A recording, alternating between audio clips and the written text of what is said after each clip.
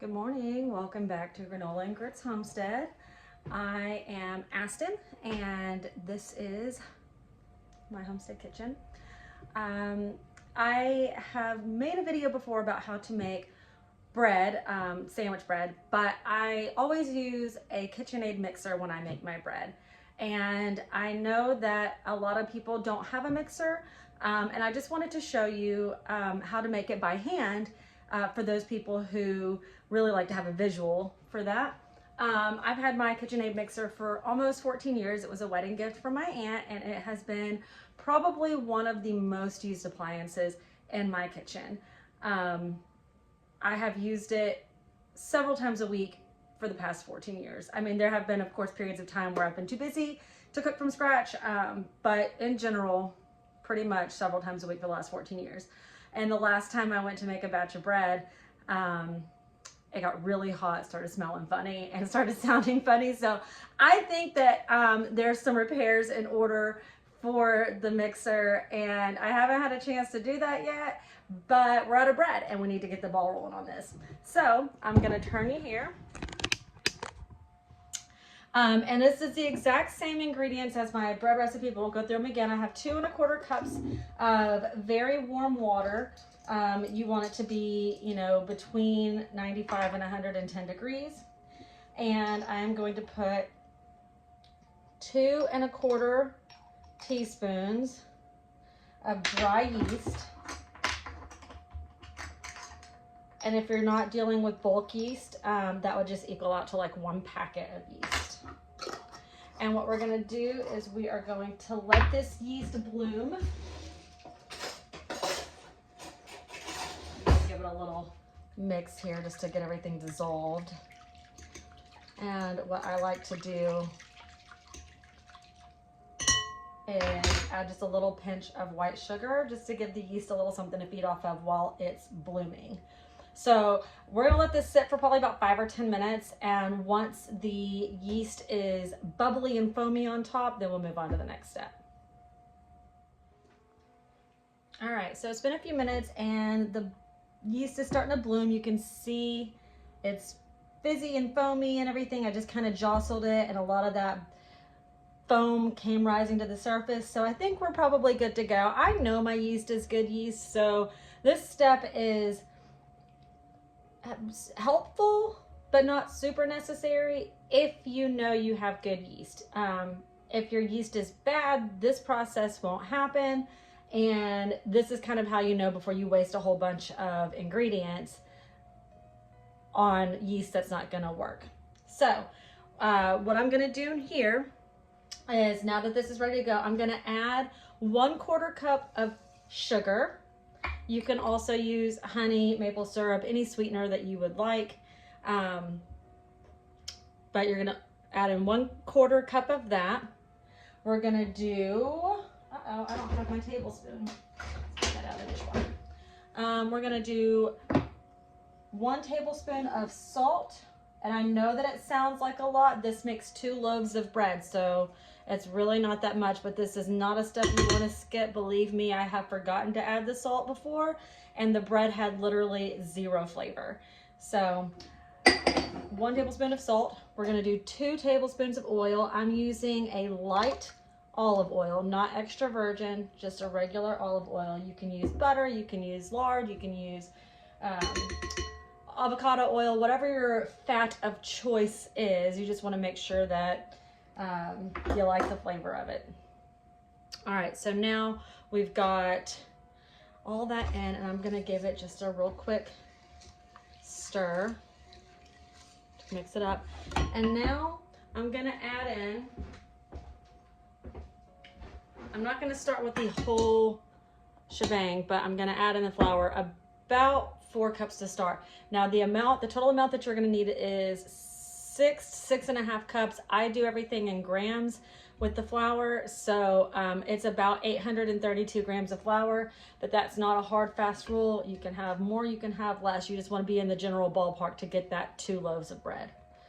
So I'm gonna start here with, and when I say 4 cups, I'm just scooping 4 times with my 1 cup measurement. It's probably not a true 4 cups. And we're just gonna mix this all together.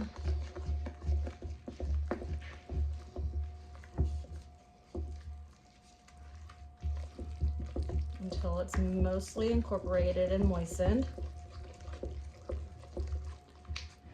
And then we're gonna start adding roughly half a cup at a time.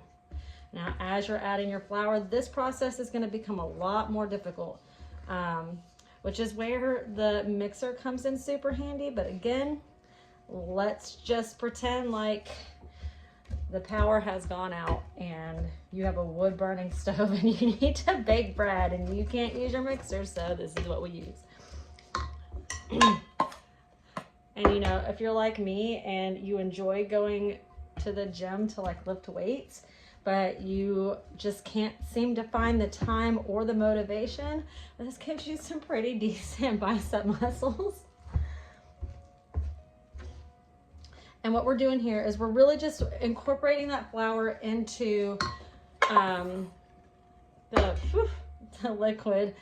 So we're not, we're not trying to be perfect here. We're just trying to mostly get it incorporated. When I use the mixer, I know when it's time to add the next scoop when the dough is pulling away from the edges of the mixing bowl. So that's kind of the same rule of thumb that I'm going with here. Like I said, it's taking a little bit extra elbow grease and it's a little bit harder. I'm actually breaking a sweat right now. But that's what I'm looking for. So, and you might even get to the point here where the spoon is no longer a valid tool. And I think we're about to that point, but I'm gonna try to make it as long as I can before I have to get my hands all goopy. All right, in fact, I think this is, I'm just gonna dump the rest of that in, and I'm gonna go grab another scoop of flour for the board.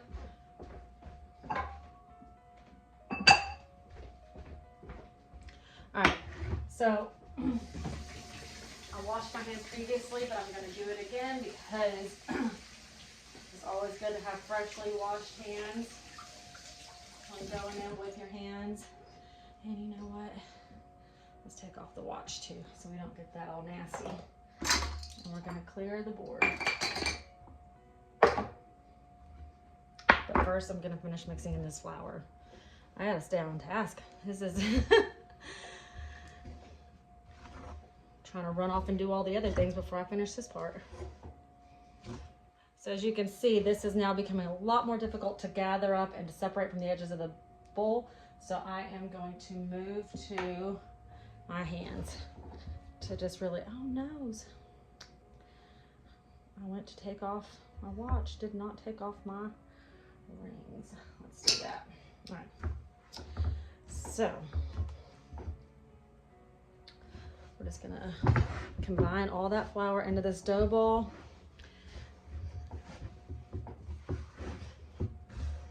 Now I do find whenever I use my mixer, I do have a stickier dough, which to me, I think gives a lighter, fluffier crumb. My dough tends to be a little bit more, well, what you might expect from a dough ball when I hand knead. And so I find that the bread is still delicious. It's just a little bit more dense than I normally would have it.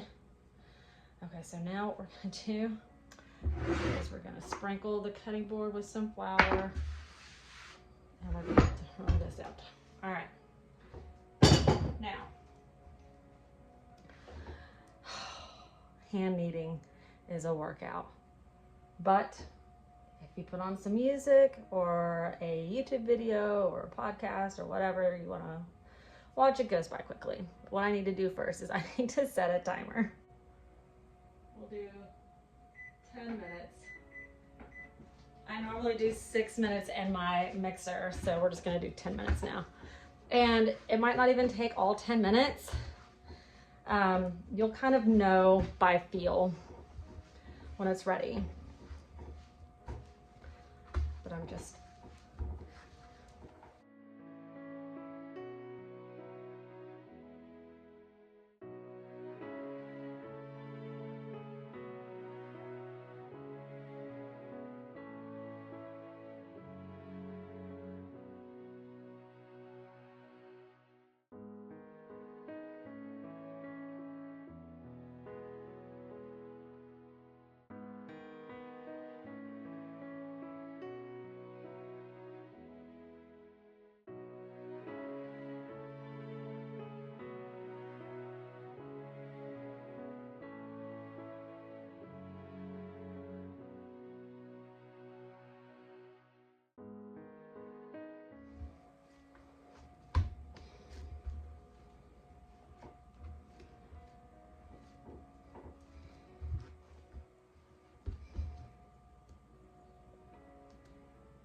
Okay, so we're at about 7.5 minutes of active kneading. I think we're probably good. Like if you press down on this dough, it bounces back pretty quickly.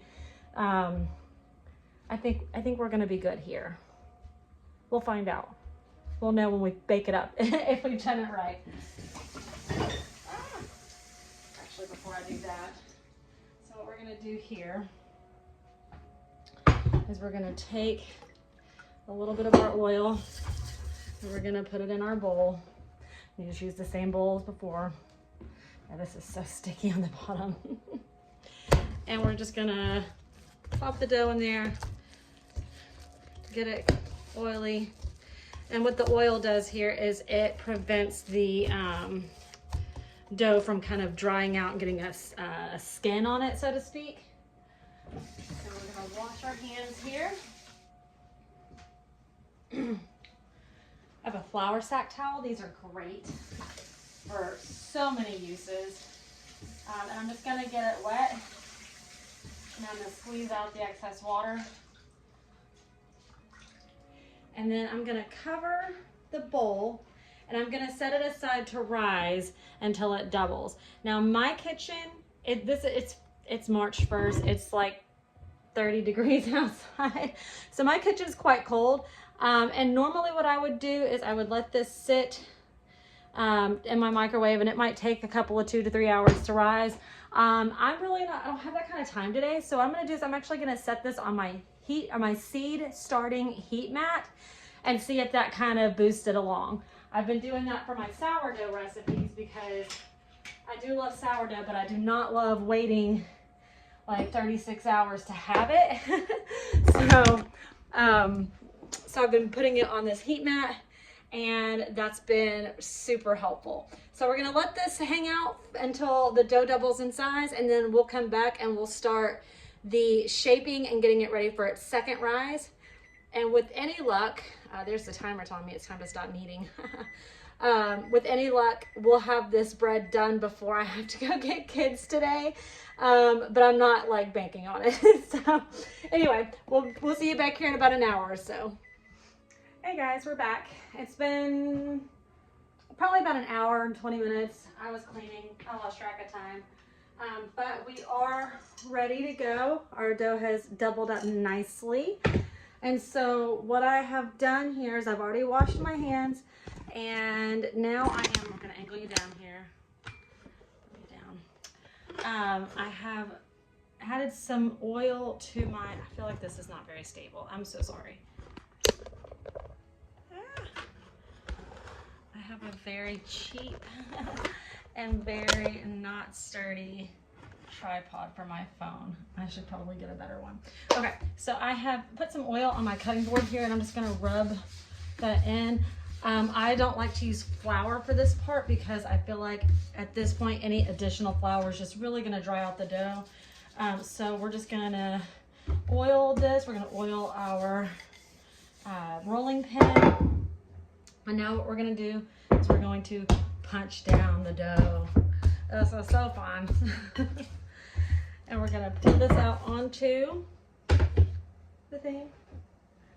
And what I'm gonna do now is I'm actually gonna weigh my bread because this isn't necessary. I am a stickler for making sure that my loaves are as close to even as possible. So the total ball of dough is 1,474 grams. So that's 700, 3, 5, 3, 6, or 7. So we'll say 738, is that right? No, 732. We'll say 732. I'm not really good at mathing in my head like that, so we're just gonna take our bench scraper and just cut it roughly in half and just kind of see where we land. So it's a little bit more than what I want. 762. 716, so we're gonna add a little bit more to this one. 744, 734. We'll call that close enough. All right, so now what we're gonna do is we're gonna kind of stretch and press this dough into a like a rectangular shape. And I'm gonna actually move this over here because I got a lot of room to work with here. Oh no. Let me turn this down. I'm like really busy today and I'm starving. So I'm making, full disclosure, the like 10-cent packages of ramen noodles for lunch. And I started my water to boil before I did this, thinking, oh, I'll have time to do this. And then it will be just about time for the water to boil. But now the water's boiling and I'm not ready for it yet. So we'll have to wait a few minutes. I'm actually cooking like real ramen tonight from scratch. But I just needed a quick and easy lunch today because I have so much going on. So what we're doing here though is we're rolling this out, trying to get as much of the like air bubbles out as we can. And the only reason we're doing that is because if you have a lot of air bubbles in your bread, you run the risk of having a lot of holes in your bread. And if that's not a problem for you, then don't worry much about that. But this is the bread that I make my kids like peanut butter and jelly sandwiches with. And if you've ever tried to make a peanut butter and jelly sandwich with like really like air holy sourdough, you know how hard that is. All right, so but we've got a nice rectangle here. So we're gonna start from the short end and we're just gonna roll it up like a rug, right? And we've got this nice long little loaf and I'm just gonna press down the seam. And I'm gonna tuck in the ends. And this is like really elastic dough. So you might find that it pulls away. That's fine, not a big deal at all.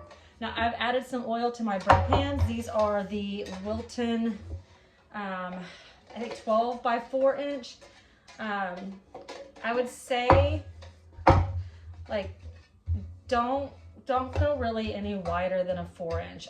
I have some 8.5 by, or like 9 by 5 pans, and they work well, but they don't, by the time the dough rises enough to fill out that pan and have a big loaf, it's almost overproofed and then it will collapse.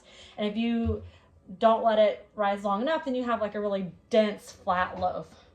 So I've coated my pan in oil and I'm laying that right down in there. I'm gonna pop this on my heat mat because, like I said earlier, time is of the essence today. And then we're gonna do the same with this one.